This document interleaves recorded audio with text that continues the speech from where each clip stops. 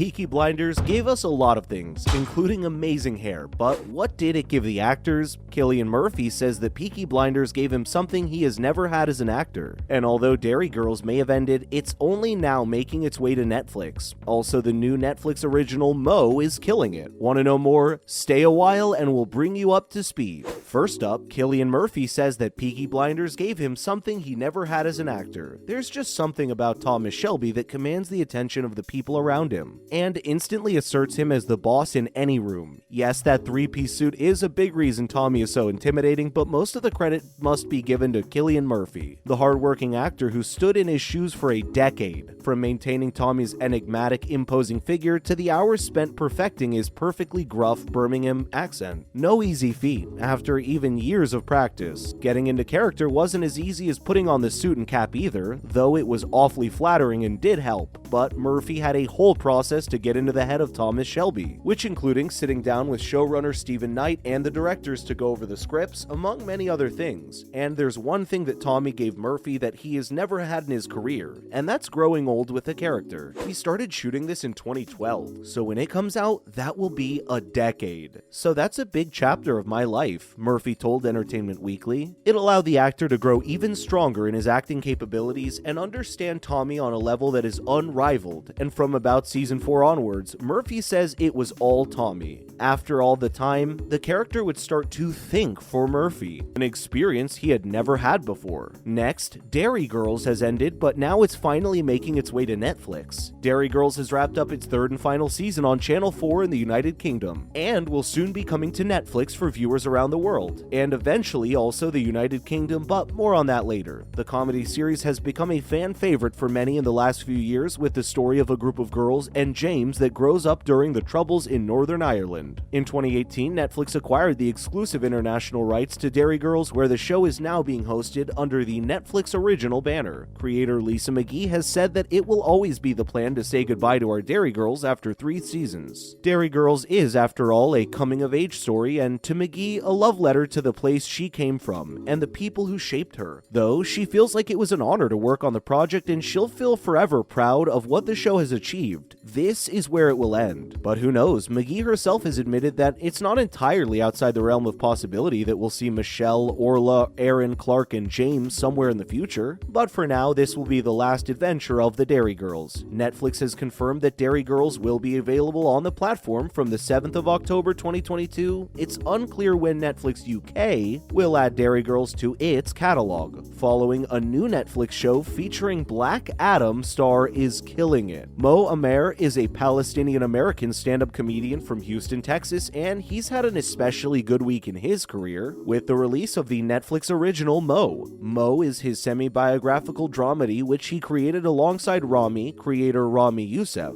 The latter previously won a Golden Globe for his own honest approach to bring Muslim American representation to television, and now Mo is riding high with extremely good ratings. At the moment, Mo is holding a 100% critics rating on Rotten Tomatoes next to an impressive 92% audience score. Amer has spent his whole stand-up career making light while at the same time shedding some light on his unique experiences as an immigrant, and has been imagining how to tell his story in a more grounded way since 2014. All of that hard work is now seriously paying off. The semi-biographical series is about a family of Palestinian refugees struggling while they try to make a home in Houston, Texas. In a blend of fiction and fact, we see Amer put his blood, sweat, and tears into telling the story of the series as he draws upon his own upbringing as a Palestinian refugee who fled war to Houston, Texas, where he was raised. It seems like people all over the world are connecting to his story. Don't go away just yet. Next, Stephen King's new movie gets a release date. Jason Bateman is sticking with Netflix, and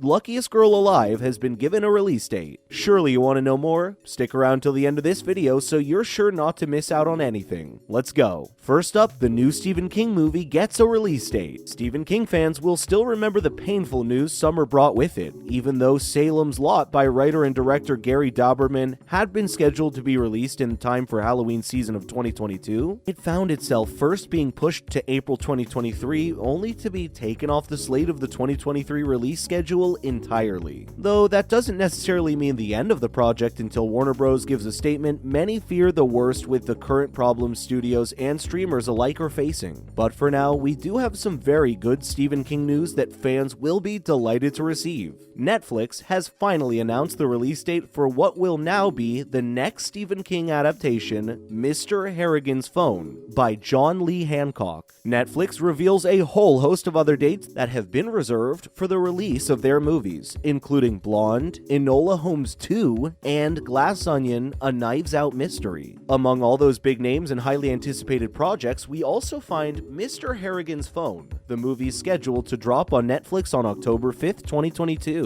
and centers around a teenage boy named Craig who lives in a small town in Maine called Harlow. When he gets a part-time job helping his rich elderly neighbor, Mr. Harrigan, the two develop a deep friendship. A friendship that won't end with death.